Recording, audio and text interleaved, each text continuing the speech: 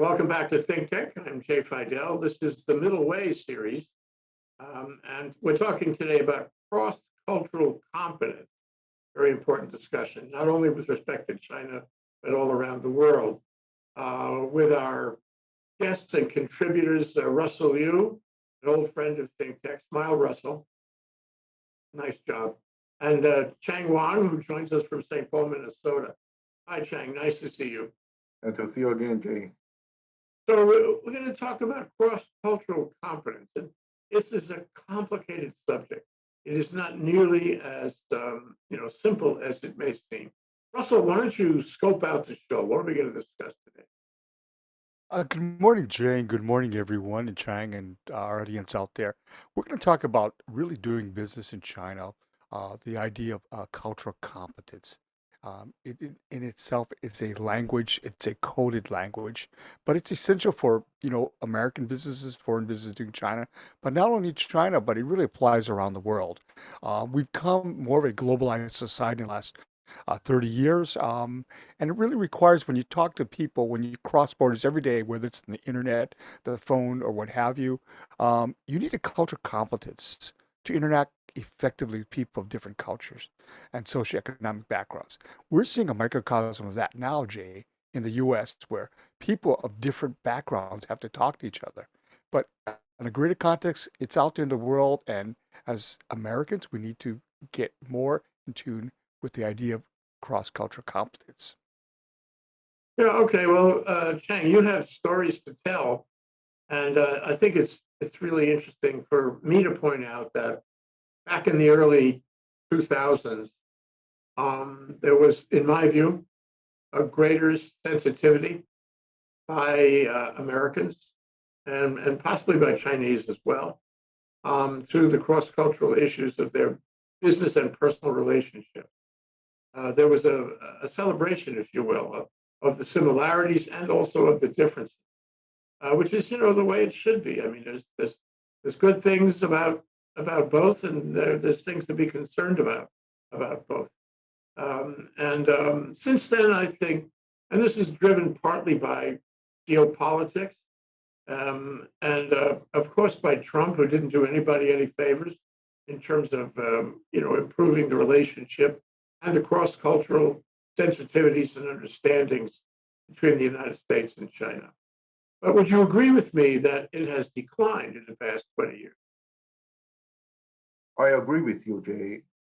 But the problem for cultural ignorance, the opposite of cultural competence, is a persistent problem for not only the government but also the businesses. So I totally agree with you. The situation has been worsened in the past few years. It's become more and more obvious. But even before Trump, there were problems.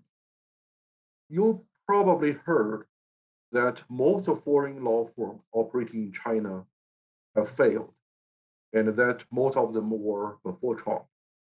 And as early as 2005, 2006, I began to look at foreign law firms' China operation. And there are more than 100 American law firms registered in China, and few of them are making profit. That is not their fault, and because China was not a very big legal market right now at that time, but now China is a much bigger legal market. But today, all the domestic Chinese law firms are gaining momentum, and they are rapidly expanding and competing with the big foreign law firms for the China legal market. But to go back to the cultural competency, this issue is not particularly limited to legal practice, but also related to the business operations. I believe that in our program description, I gave you this quotation from one of my colleagues in China. I had a privilege to work with a very talented team of Chinese lawyers and technologists in China for several years. And then the best of the best among them were Yale educated lawyer. and he is also very technology savvy, and he was in charge of product development for that program. And then after a few years, he just quit. I had this job to try to persuade him to not to quit, but to continue to work for this multinational company. And he just gave this answer to me. I can't work for a foreign company anymore because you guys do everything right, but never do the right thing.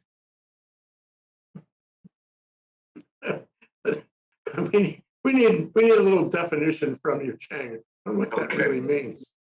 All right. Please bear with me, Russell and Jay. I have many stories, but I'm going to just give you one story. And I will try my best to keep it short, a minute or two. So there was this multinational corporation. I'm not going to name it. Their China project was to develop a local product for the China market. So they hired a lot of local talents, Chinese employees. All of them speak English, right? Every single Chinese. Have you heard of that? Every single Chinese adult speak English because they were required courses from elementary school. But then most of them have no international study abroad experience, so their English uh, uh, proficiency is not superior. But all of them are very capable local lawyers, local technologists. Then the multinational corporation also brought in a team of English and American supervisors. So, and these supervisors, they need to sign because they are managers and supervisors. They need to sign off everything the Chinese team worked on. Here you see the problem, and this team of foreigners speak no Chinese at all. But they had, here is the interesting part, they had other international experience, which means they had worked in other foreign countries before.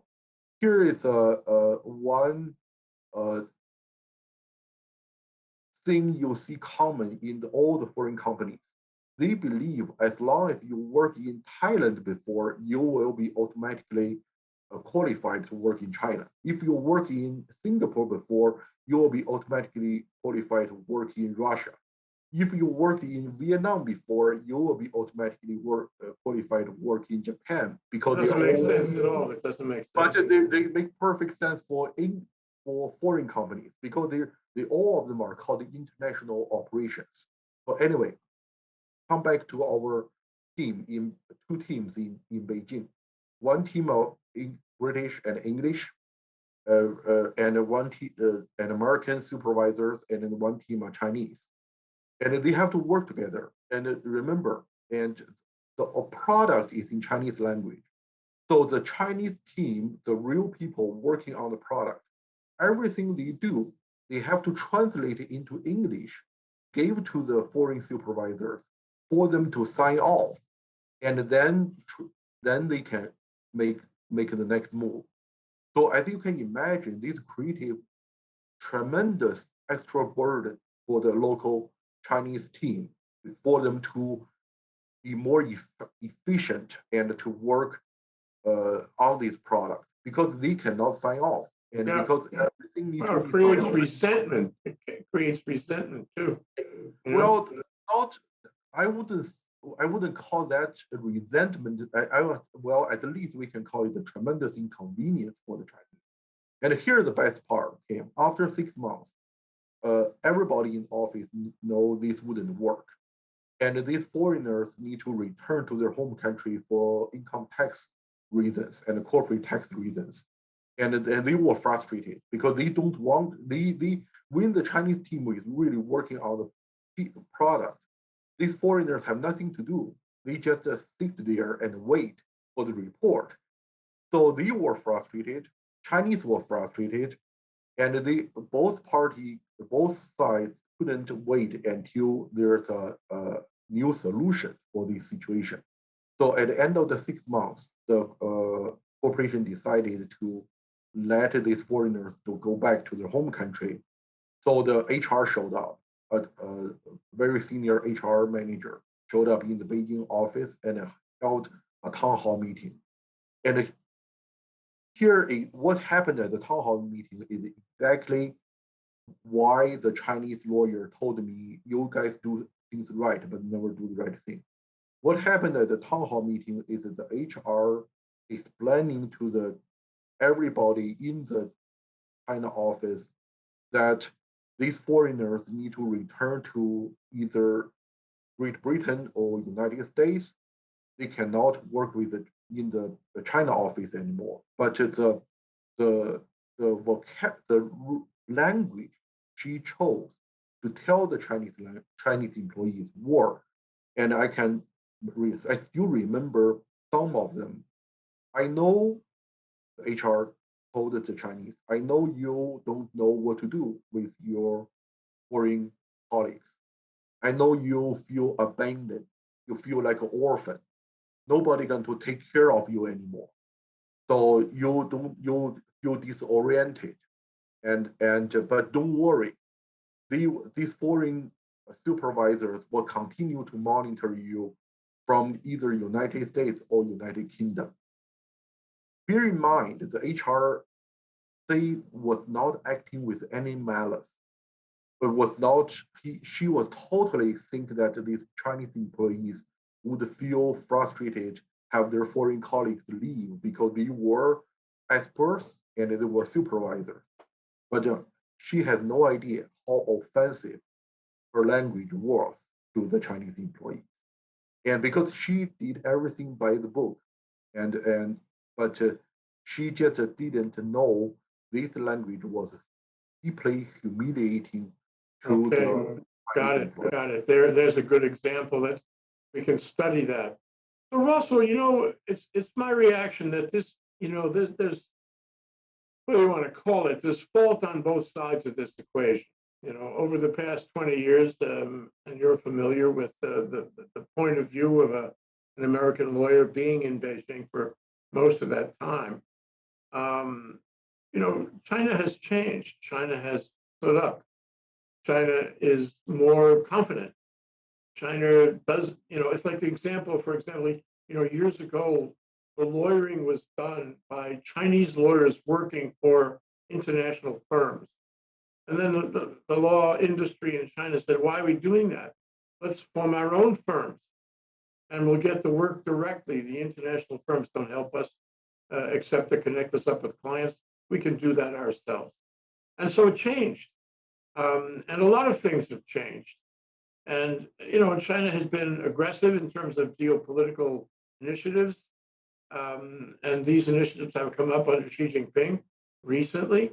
And so what you have is an emerging international power that is aware of its mission, its direction, and its strength.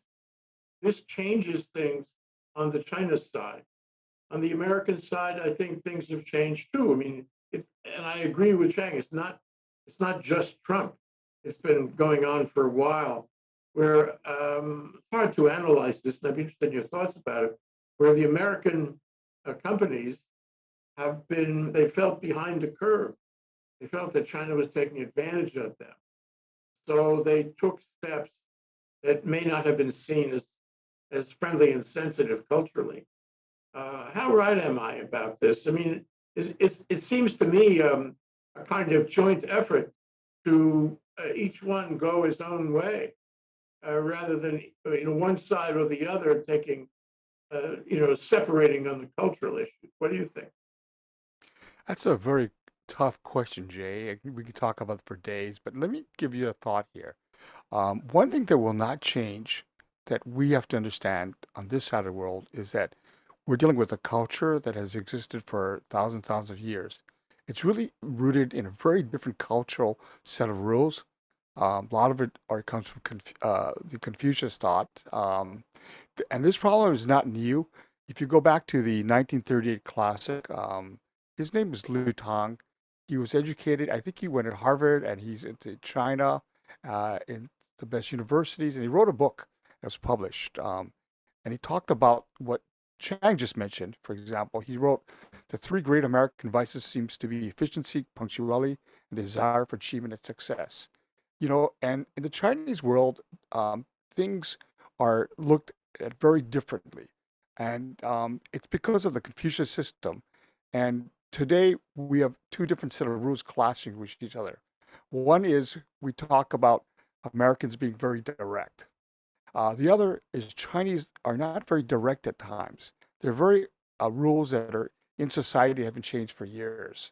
And again, how we communicate with each other. The last example was the discussion that our government had with China and Alaska, which seemed to be an utter failure. Um, so again, the rules have always been there, but we have a different set of rules. And China now today is becoming more economic prosperous. And they're putting new rules, I think, in the economic order. Okay. They do the one belt, one road. They're getting around. New rules are being played. And in America, if we're going to compete, we have our set of rules, but we seem to be always looking at from our perspective, just a Western perspective. And being in China, at negotiations with my American client with Chinese, I see everything set up for failure. Um, we address things a certain way. I was at a meeting once, and not to make it too long, the client company was very frustrated, and he said, "Let's go to your boss. I can't seem to get to you." He's telling the Chinese side, and I say, "Break. I Client, this is never going to happen. You can't just say, get this, ramp this up. Okay, this will never happen. Instead, you have to call your boss, get him on the negotiation, talking at the same level with the China level. Okay, otherwise, it's not going to happen. Communication is thwarted, Jay. Has never changed. It still goes on this way. It's because the failure to address that maybe there are a different set of rules that we got to really start to paying attention of, and we need to interact because it is a global world, Jay. Is it too late, China? It's too late, Russell, to deal with these the possibility of developing good relationships in China. A lot of companies have been frustrated. American companies have been frustrated and packed up. Back in the day, there was this thing about you have to have a partner, a Chinese partner, and then you have to surrender certain intellectual property at the end of a period, say 5 years. And American companies got pretty frustrated with that, and some of them couldn't tolerate it. I'm just concerned that when you talk about cultural competence, you're you're talking about something that by necessity is intermingled with business activity and business advantage, and let me say, business competition.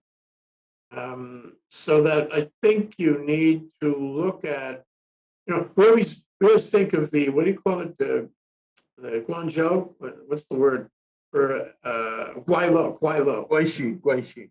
what, Guanxi, the Howley person, Foreigner. the foreigner, okay. yeah, Okay. who comes in, and he's not sensitive.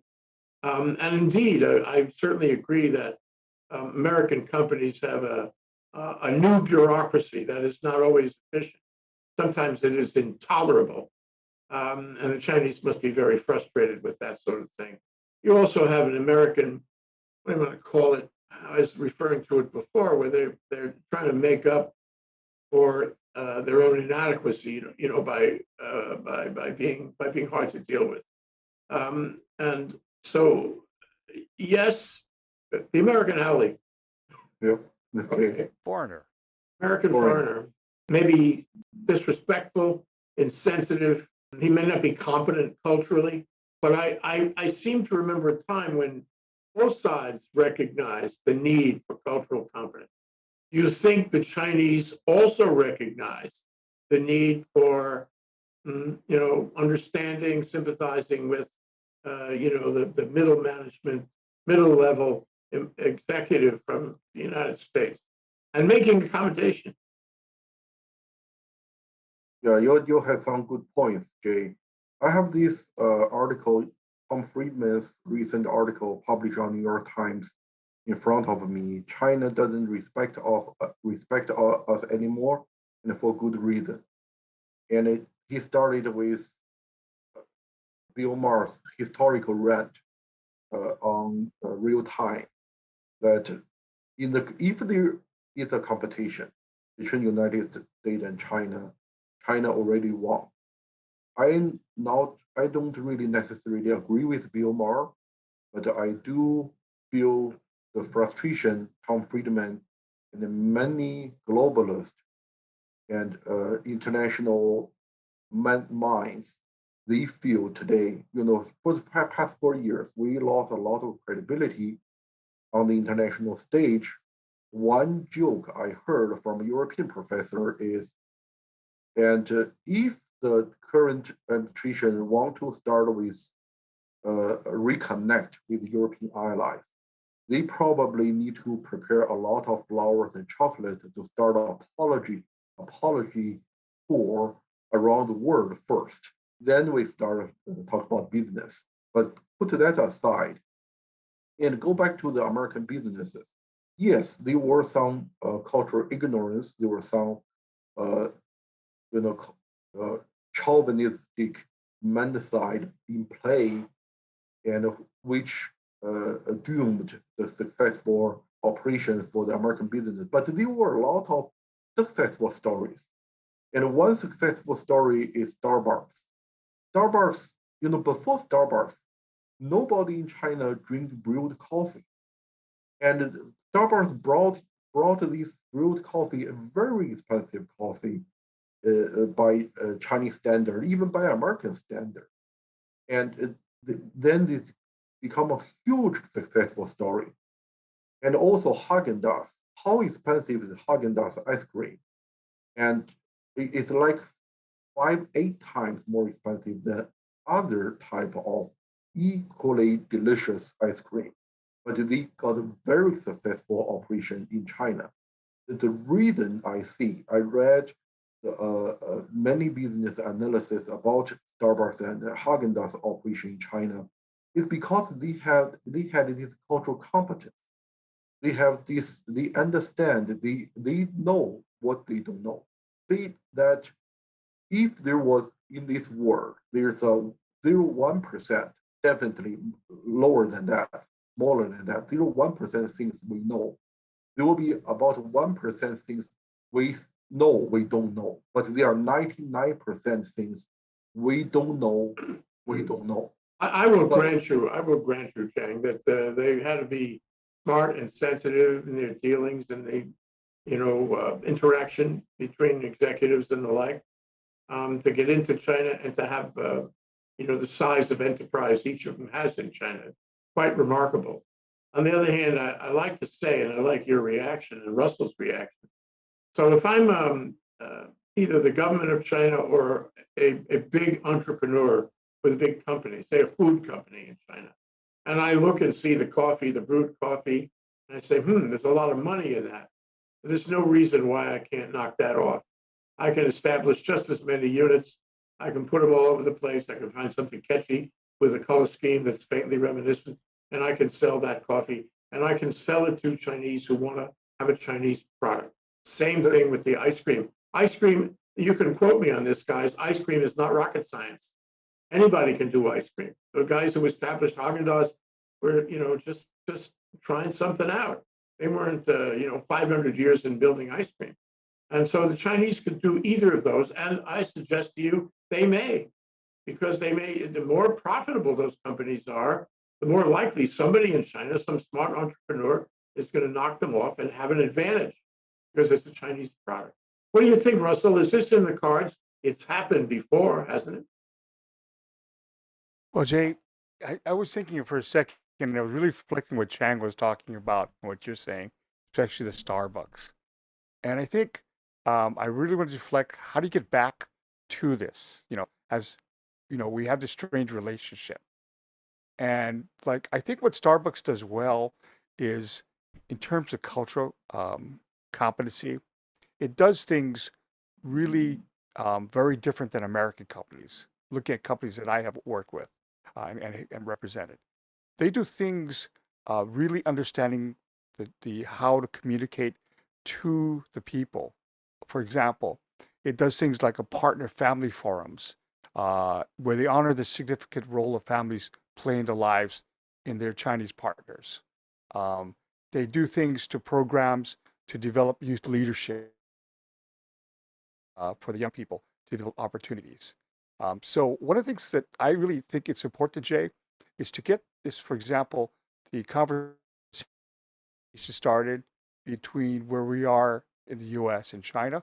That cultural competency is important, and I think really what I see that's missing is that we have lots of Chinese that come to the U.S., learn the language, get cultural competency aside, but we don't send our American kids to China to get cultural competency, learn the language, learn the culture, learn how things are done. Well, wouldn't you And agree so, with me that it's going the other way? I mean, you and I both know, I think we all know people who cannot go to China anymore that used to love China, yes. but they somehow offended somebody and or the government, and now they cannot go, and it'd be dangerous for them to go. And that filters out into the community of entrepreneurs and young people that might go. And I think we should in this conversation we need to talk about whether the welcome mat is still really out, because if you shut it down on one person and he tells 50 of his friends, none of the 50 are going to try to make it to China. The celebration that I was talking about in the early 2000s no longer happening. And so I think the cultural competency issue that you raised, it's important, but it's, may I use the legal term, inextricably intertwined with the competition, Mhm. the geopolitics, the diplomatic relations, which have changed. And I think if you wanted Mhm. to solve this problem, first thing you do is look fundamentally at the relationship between our two countries and Mhm. fix that. And then teach American executives and Chinese executives how to be, competent in the culture of the other. It's a very Mhm. complicated question you've raised. So I guess I'll close with Mhm. asking both of you, what do we do now? Let's assume that the American is the, what do you call it, the ugly American still. We've been doing that since World War II, if not before World War II. We're the ugly American, we're insensitive. And it's less tolerated these days. But also you have the Chinese who are very competitive and they want our intellectual property, they want our business. They want to do it all. And they feel they can. And indeed, they can. They can and they will and they are. All that. So it complicates things. And then you put on top of that diplomatic relationships, which have declined and haven't been repaired yet, although I think they might be. So where do you start, Chang? Where do you start in setting the stage for better cultural sensitivity? Okay, that is such a big question. Again, I'm not in the position to lecture the government or the business community, but I just want to close with this. A week ago, we had a Stop Asian Hate rally in Minnesota, and I was invited to make some final remarks to the hundreds and hundreds of Asian Minnesotans attending the rally and be feeling pretty dark and pessimistic about the current situation between the United States and China and the Chinese American situation in the United States and the anti-Asian American sentiment in the feeling in different cities in the United States. And I just read a poem written by a Chinese author in 1968. And the title of that poem was Believe in the Future. And I know we are running out of time, but I just do want to point out why 1968. 1968 was the darkest moment in modern and contemporary Chinese history. Cultural Revolution just started. Millions of families were affected. 1968 was also the darkest moment in American history. Dr. Martin Luther King and RFK were both assassinated. There was turmoil and chaos in Chicago, other major American cities. But at that time, this poor and penniless Chinese poet later became the founding father of contemporary Chinese literature, wrote this poem, Believe in the Future. And I just want to close off this part one of our conversation about the seemingly all the lights we cannot see, seemingly pretty dark situation between United States and China with this poem, the Believe in the Future. Okay, I do. What because the option of not believing in the future is a dark option indeed. We have to. So Russell, what is your closing thought on this? And I'll see if I can't get you to answer my question about what foot do you move first? How do we get to a place where both of our respective countries, both the U.S. and China, can be culturally sensitive, respectful, and work better together? Well, Jay, that takes a lot of introspection, and my thoughts may be a little bit different to Chang, and you, but I believe that what's most important is that we have to look at ourselves first.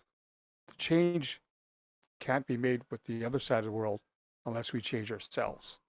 And one of the troubling things is, for example, I had a discussion once with someone who felt very comfortable dealing with China. They've been there before. They felt like they're not welcome. It's changed, just as you mentioned, and they feel like maybe the government there is getting anti-American. And then at the same time, this conversation through this Trump thing, all this thing about what Trump was saying about Kung flu. I knew this is going to happen where there's going to be violence on Asian Americans. And I think in our own world, we have to really reconcile and figure out these problems first. If we can't figure these problems, we can't face the world. One of the things that really troubles me, Jay and Chang, is that if for one, we go to meet on the other side and you're talking about intellectual property rights and you call them wolf warriors, wolf warrior diplomacy, the thing about it is that from the China side, I don't represent a government, but I'm looking from a culture point of view. They're thinking, well, if you can't even communicate with your own Asians in America, who are your own citizens, how can you communicate with us? How can there be trust? So it goes down to a lot of fundamental, very deep questions, Jay. And I really think that we have to fix problems at home. That's very, very a must before we can really get to culture competency outside the world. There are some people maybe that are more advanced in the curve of learning the skills, but I think a lot of it is that has to be done here so that we can broaden our minds and we can deal with problems that cross borders and we can look at other cultures. But we have to fix this problem at home, Jay. So that to me is the most immediate thing. This ties in with what I think um, really, it's sort of like our own thought process that we have to look at and figure this out, Jay. I don't know if that answers the question, but it's a very deep, deep question. No, I think it's a great answer. It's a profound statement. And let me add one thing to it. If I'm in China and I'm Chinese and I see racial prejudice against Chinese in the United States, I think much less of the United States for that. Of course, I want them to fix it, but I'm really offended by the fact that there should be racial prejudice against Chinese in the United States. And that leaves a mark on whatever Guanxi we had from before. You're right. You're absolutely right.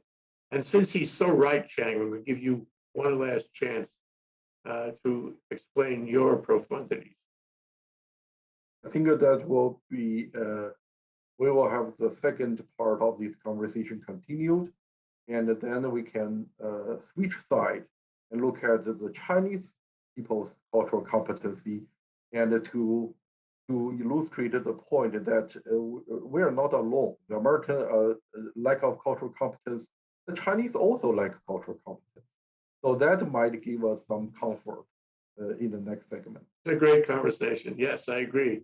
We should do more. We should examine more. We should tell our stories and our concerns and our solutions. Thank you, Chang Wang. Thank you, Russell. Great discussion. Thank you. See you next time. Thank you both. See you soon.